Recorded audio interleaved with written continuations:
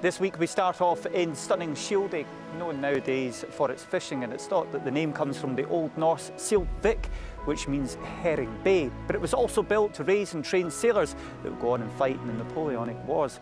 But they fought a very different battle after their namesake hill went up for sale at the start of this year.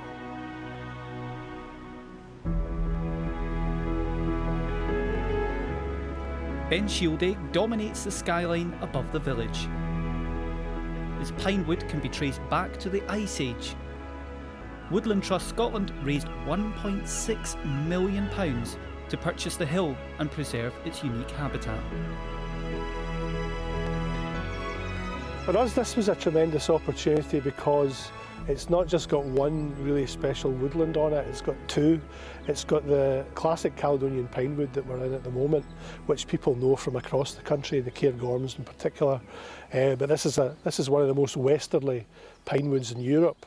But as well as that, we've got the birch rainforest. So having both of these on the same site, on the same mountain, is sort of double the fun for people like us that are tree geeks.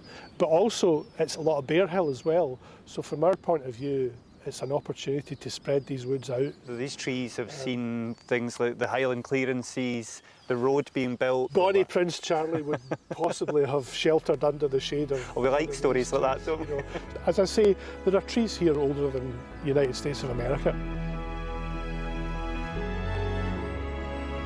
These are two baby Scots pine then in front of us. Well, these are probably 2 or 3 years old. We've got lots of regen in this little area here. Tiny wee trees coming through and up to this kind of size, but it's kind of showing really the challenge that we have here to get the new generation coming through, because this is as far as they get at the moment.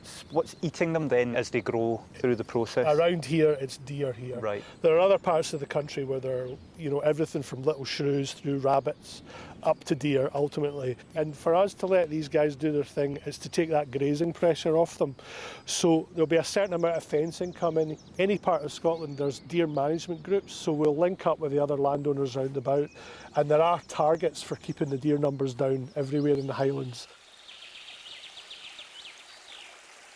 George, we're now in the north side of the mountain, and it's a very different landscape here. This is an even rarer woodland type than the Caledonian pine we were looking at before. This is, believe it or not, Scotland's very own rainforest. A rainforest, most people just think of the Amazon, they don't think of Scotland having a... Well, the Amazon and Borneo and places like that, they're the tropical rainforest.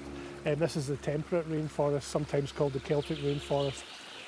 Totally reliant on the weather that we get coming off the North Atlantic. It has to be warm, it has to be wet, and it has to be really clean air.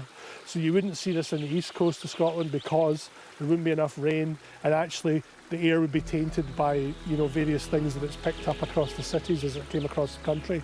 And this is, you know, this is a jungle. You know, there's no two ways about it. This is our jungle.